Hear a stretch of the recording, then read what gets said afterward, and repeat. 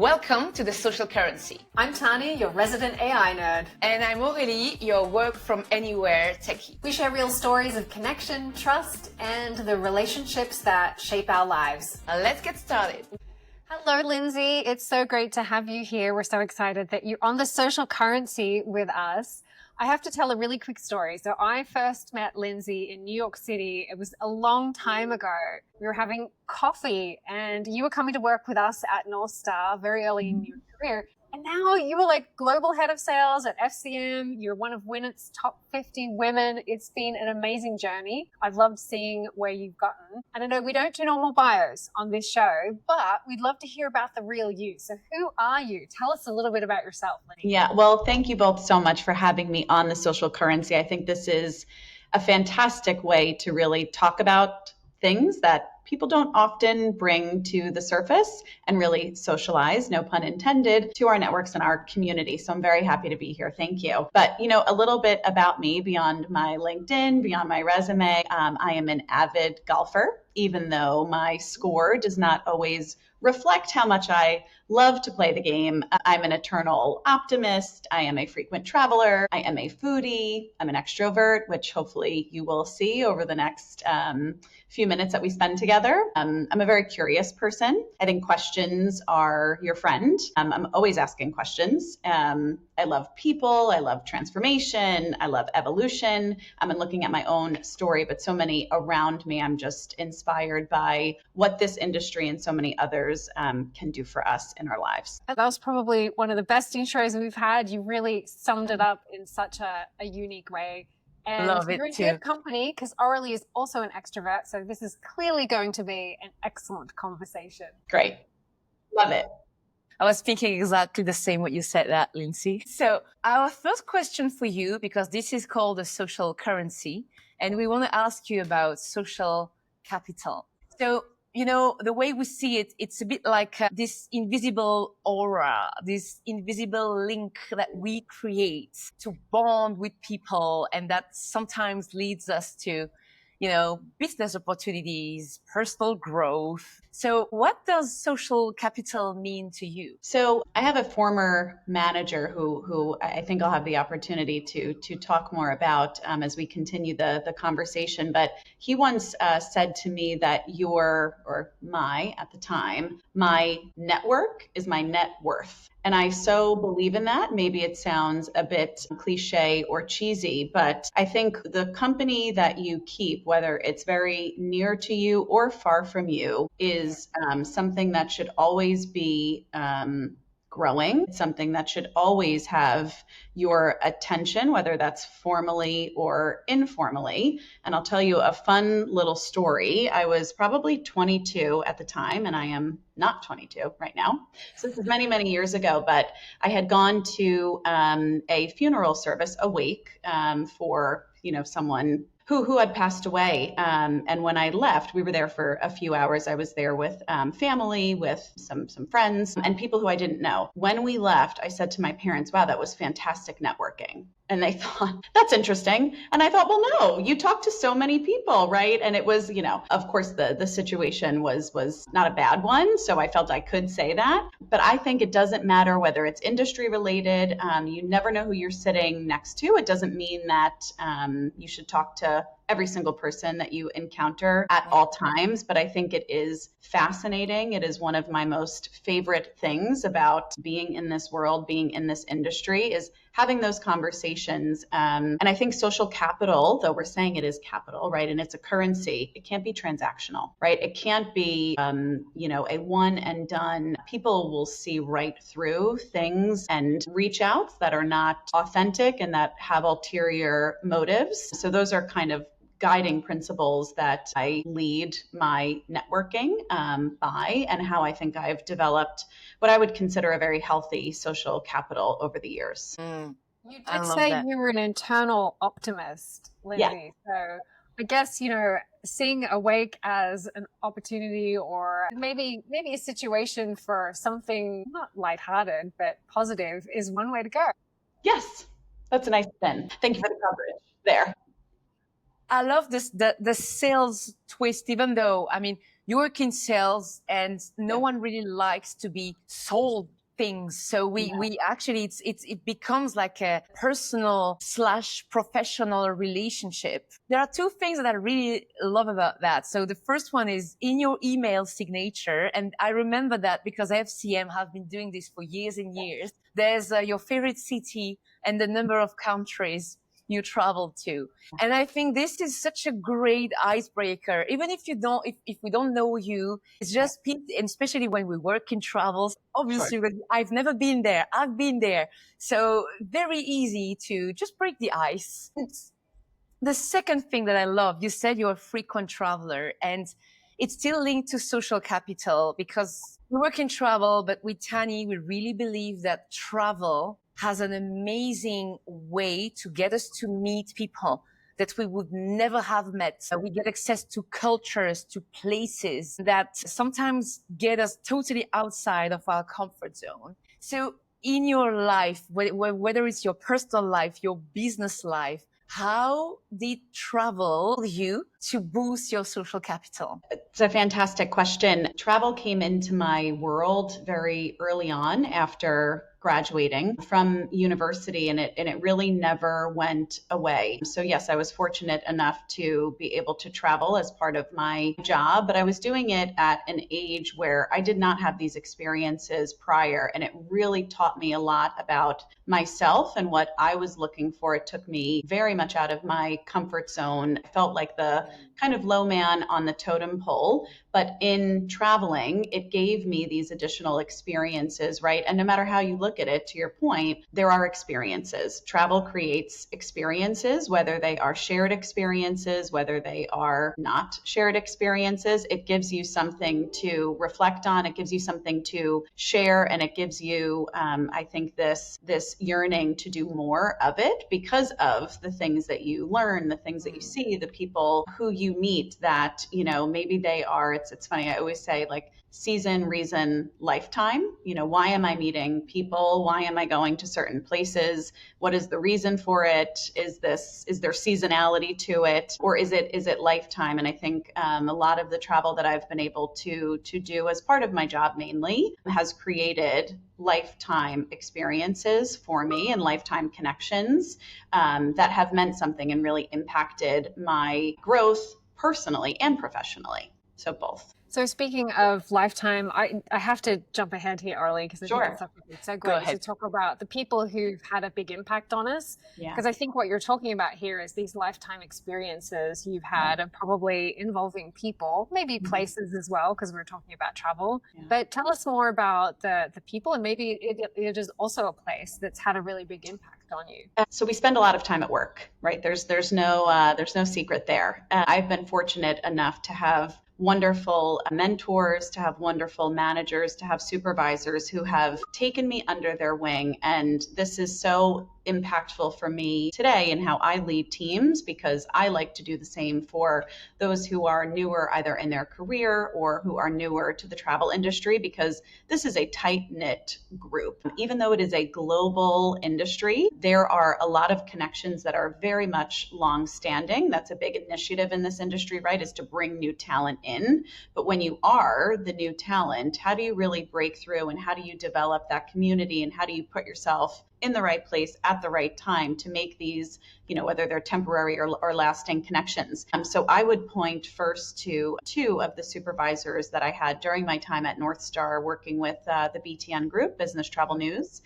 So Louis Magliero, who is their EVP and publisher of the BTN Group. I've worked with Louis for 12 plus years in my career, as well as Anthony Carnival, who was the right-hand man to Lou. And when I joined sales, I had that same, I'll call it a misnomer, that I didn't want to ask people for things. I didn't want to have to go up to strangers and ask them for things.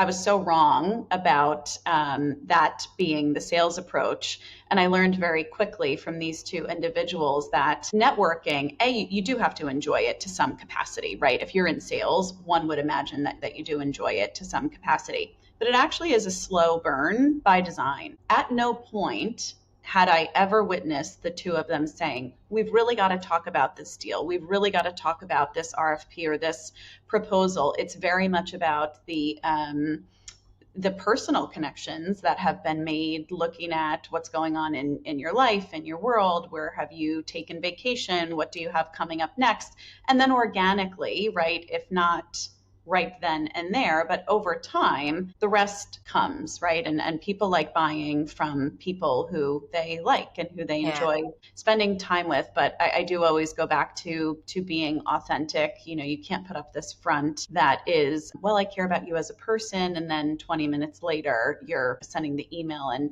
here's the contract kind of a thing. It can't be transactional. It does really have to have more meaning. And with that, I've seen the most success. Those guys could walk into a room anywhere, anytime, and they knew everybody. I mean, everybody. And everybody knew them. And that didn't come overnight. And I thought to myself at every opportunity, I hope I can be even a little bit like them someday and have that same impact, because people remember how you make them feel, right? And those guys make you feel great. So I love Lewis and Anthony. So shout out to them, because I've worked with them a lot too, and wonderful people. And I think it's impossible to fake caring about other people. And that's what social currency is about. And I also think in sales, like the process that you're talking about, it's also helping people solve problems. And that could be by suggesting a solution or connecting them to someone else. And that, to me, that's also an important part of social currency. There are organizations that actually call it like solutions engineering, you know, over sales. But I just want to build on something you said, Lindsay. You said it's true that it's also sometimes in a sales relationship, people are telling you, well, it's not personal. But sometimes it actually is, because if you think about any type of job, we will always have some competitors to some extent. Right. So what will enable you to close a deal or to make the difference? It's probably the vibes that you feel out of a person. If we put aside, of course, the pure commercials or products or any like fact sheets. But at the end of the day, what makes the difference is that like, how many times have we heard like, oh, maybe we don't work with the right supplier, but is it the right supplier, or maybe is the person your contact at that company with whom maybe you might need to talk to somebody else? Right.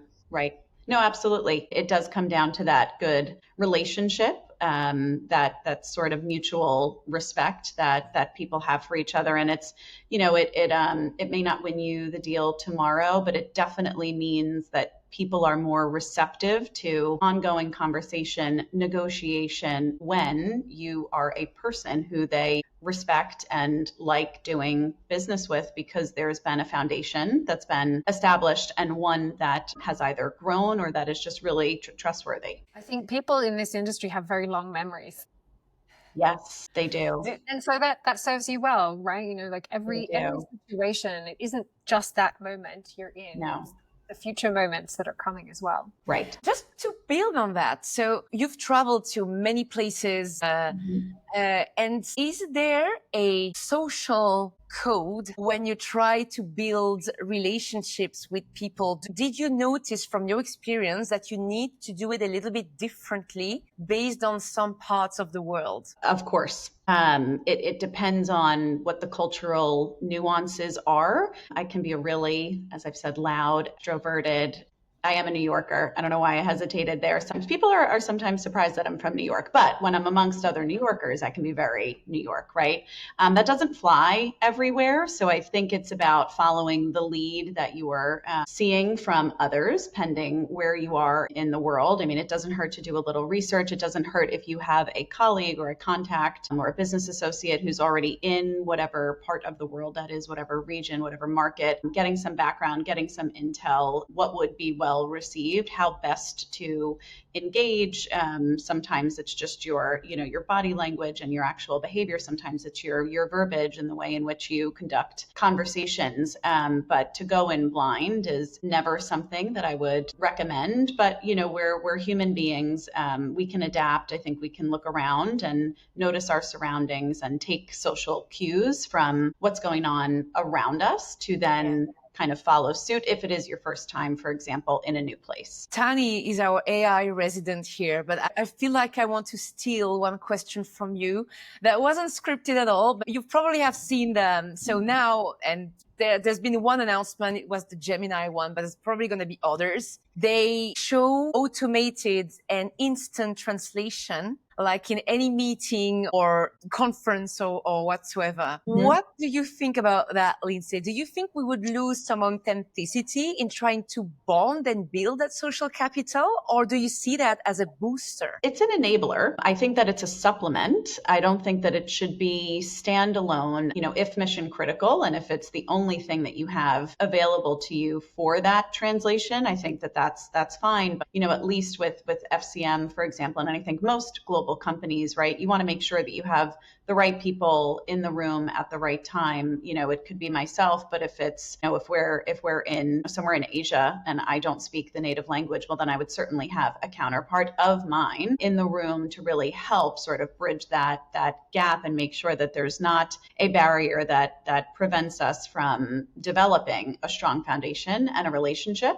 Having AI there, again, it's a good supplement, but certainly not the solo answer. Well, now that Aurelie's started us down the AI track, I, of course, have to ask an AI question because this Sure. is my passion and Yes. I love this. And I am a huge proponent of AI and also an optimist. I see the benefits everywhere. But I also recognize that some of these technologies can sometimes maybe distance you from people, and you can tend to get stuck inside the technology and focusing too much on the AI and not enough on the human. We're hearing all these stories of AI replacing people in jobs. And I feel like for travel, this is a really important discussion because where's the balance, right? Like, how do we use AI and pair it with this human element so that what we're providing for people is still authentic and helpful? For business travel in particular, it's a lot about productivity and efficiency and growing your business. So from your perspective, how are you thinking about AI and how are you using it in your day-to-day and at your company without losing that human element? Right. We've actually we have our new kind of mantra that we've spread throughout FCM, and what we aim to do now and in the very near future and kind of to continue to do is to automate the ordinary to deliver the extraordinary. And that's again, guiding principle that we're weaving into all of our different core pillars, into our technology, into our operations, into our content, and really end-to-end journey, how we service and deliver our solution to our customers. So, at the end of the day, I think that table stakes is booking a trip, right? You should be able to do that with support from AI, pending the complexity of the trip. You can likely do that without calling an agent, for example. But where it really matters, where service really matters, is when disruption comes into play. And yes, I think that there are elements of AI that we're certainly testing and that we're using today for the less complex solutions. But when it comes time for getting home to whatever event it is, or just getting home because you've maybe had a 10-hour plus or whatever it is disruption, that's where you just can't lose the people element. And that's something that we believe in very, very strongly. But why wouldn't we take advantage of AI in our everyday lives? We're certainly doing that in all of the areas of our business. Yes, of course, with the customer facing solutions, but even internally, we are working with variations of AI tools and features to create optimization, to create efficiency, to make us better and quicker as a supplement, but not, again, as the standalone. So still needing to really kind of check our work. But if we can deliver something quicker, if we can be more efficient, I think that's the beauty of it, right? But be realistic. I think that's the right approach. And based on all the conversations that I have with people in the travel industry, everyone's excited about this technology, but there's still a lot of uncertainty and it doesn't always perform the way you think it will. And so that human oversight, I think, is really important. And then when it's also what I hear mission critical, if there's personally identifiable information that's in play, if it's a person just trying to get home or get to their event, sometimes we just have to switch off the AI and go with a human instead. Right. Completely. It makes me think because Adrian and I go way back.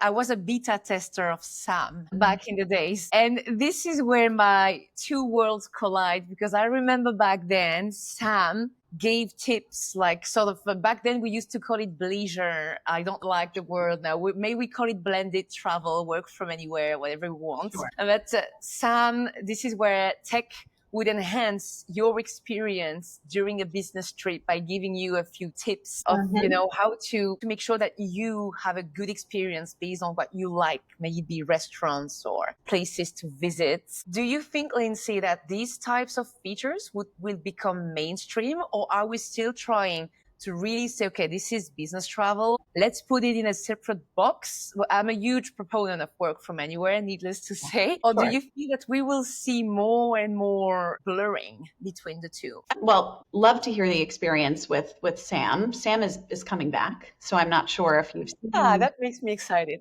Of visitors in a bigger way as a virtual assistant. So we're really excited to share more about that journey. So you'll hear more at the Business Travel Show in London in just a month. So hopefully we'll see you guys there. But do I think that there would be blended? I think we've got to master business travel first. I think that we are all pretty savvy.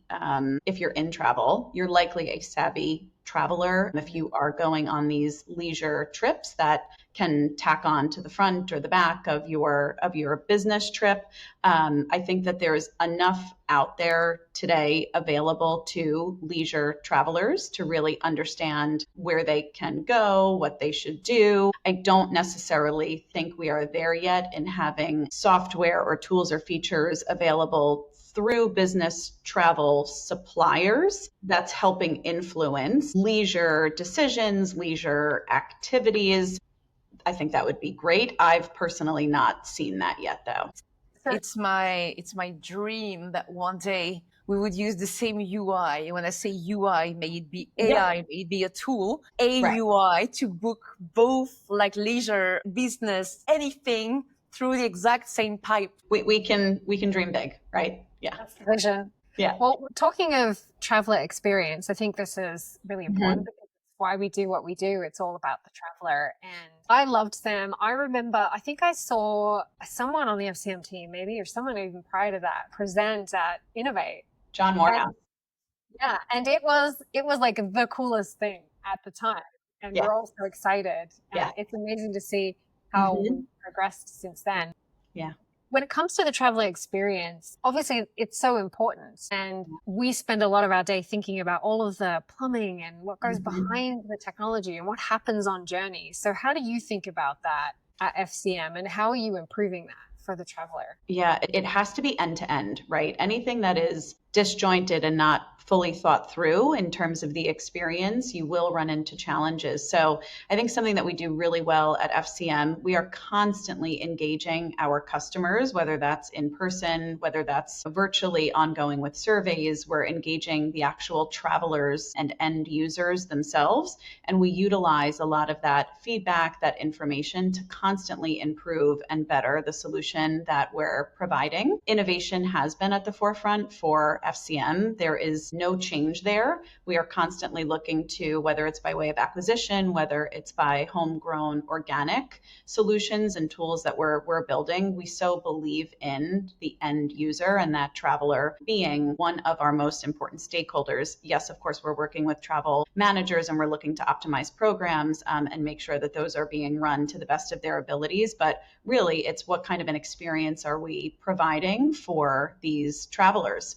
I think that it goes, like I'm saying, end to end. So from the time of booking all the way through to if and when disruption happens, even if it's not disruption, just simple changes being made, right? There's a lot of pain that can go into change. And that should not be the case where you decide, okay, I actually need to extend my trip or I need to get home a little bit sooner. And even that can be a little bit painful. So it's those what are seemingly small details that actually do matter. I mean, when travelers are on the road, you want to make sure that they are productive. You want to make sure, happy is such a loose term, but it means something, right? Gone are the days where the expectation is, well, this is part of your job to travel, so get on with it. Compliance was a really big hot topic for many, many years, and gamification around that was a really hot topic. But traveler happiness and well-being has really not gone away over the last few years, especially after COVID. So we're constantly looking to see what we can do to better what the experience is, and to make sure that we've always got the travel pulse on the travel manager,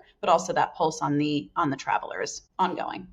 Are you seeing a difference in generations? There's a lot of talk about the next gen traveler and demands for technology, kind of seamless experience and omni-channel. So are you seeing that? Yes, it's self-service capabilities, omni-channel, quick, easy, convenient. But what always comes up is content, right? So regardless of generation, people want what they see on direct channels, whether that's air, whether that's hotel. Well, I can't see it here. Why can I see it there? So as much as we are building out our tech stack, or we're constantly looking to, evolve with our tech stack to make sure that there is that, self-service, everything has to really be underpinned by self-service, especially for those less complex trips. And that's why we're incorporating AI into how our agents operate. But of course, as it gets more complex, then we do have those agents there. When there's disruption, we do have those agents there. But regardless of generation, it's, I want what I want when I want it and for the cheapest price. But certainly it's a whole new ball game that I think we all need to be in front of in terms of how we are evolving as an industry, not only with what the TMC provides, but the whole ecosystem really does need to adapt to be ready for what travelers expect, which is a sort of carbon copy of their leisure experience. It sounds like what we really want is just consistency. Yes, completely across the board, right? And just, ease, convenience, consistency. Speaking of next gen, Lindsay, I saw you deliver a presentation at the latest GBT ladders. So it was about telling your story and aligning it with your company's goal. And we wanted to ask you if there is something you've learned from someone and that you pass on to the others, like some wisdom that you pass on. And what is it? Yeah, we went through an exercise at this recent Ladder Summit where the entire audience drew a pie chart, divided it into 8, and wrote down their priorities, professionally mainly, but also some of their personal priorities that they're hoping to get out of their day-to-day work environment. They then had to score each of the different sections to say, are they really good at that, or are they really bad at that? And what we learned in going through this exercise is people don't often take the time to self-reflect and first off establish a baseline of what do I want and what am I responsible for in my organization. And the whole session was about demonstrating your value, going through discovery of what that value is meant to look like, and then delivery of that value. We also learned that when you're doing this in your head, because you're not giving it much thought, we tend to overrate ourselves. Oh, I'm really good at that. Really good at that. But when you really break it down and you look in the mirror, that's not always the case. There's usually some room for improvement. And the recurring theme that we heard in multiple sessions, mine included, was the expression, eat the frog. Have you heard of that? Yes. Some people hadn't. I hadn't. But there was maybe explain what that means. And I will, right? So there was a lot of frog eating talk around each day, do the hardest things, right? Start your day with your biggest tasks, because often, especially as we accelerate into leadership positions, it's challenging to keep a handle on everything that we're responsible for. And it's very easy to get bogged down in the nitty gritty and in the weeds. So figure out your frogs of the day, eat them first, and you are likely that much more productive, and you've accomplished what it is that is actually, Tani, to your phrase, mission critical, versus those little things that just become like ankle biters. What if you actually like? It was very French earlier. I was going to call it as a French, I love that expression. Yeah, well, there you go. Sorry, Tani, I cut you off. I was going to say, if you like frog's legs, as a delicacy. I do eat them, I have to admit. Well, then there you go. You're eating plenty of. We didn't need to teach you that. Yeah, I love it. I think it's a good philosophy. Yeah. It is. Exactly. So we are almost out of time. Aurelie, is there anything we are just dying to ask Lindsay before we wrap up? No, I think Eat the Frog is a great touch to finish with. We have to end on that. It's like the best story of the day. Yes. It's a good title in the making. You'll get a lot of maybe clicks at least. I love it. Well, Lindsay, thank you so much for joining us today. This was wonderful. I mean, I feel like I've known you for a long time and we've been good friends. But it's, you always learn something new, and it was a great conversation. So thank you. Yeah. Thank you both again. It's wonderful what you're doing. Thank you so much, Lindsay. You know what? There is one last thing that we'd like to ask, but it's not for us. It's for our listeners. Okay.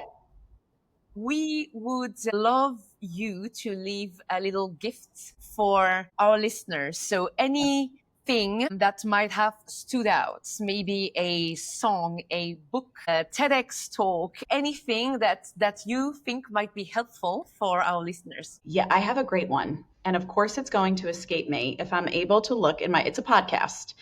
So I still today, I try to practice what I preach, and I still study networking. So I listen to podcasts on literally how to network and what are good conversation starters and whatnot. And there is some fantastic content out there that gives you just refreshers on what it's like to be in a new space with new people. And oh my goodness, While you look that up, Lindsay, I do have to tell a quick funny story. So I hate networking and I'm terrible at it because I'm actually an introvert. Okay.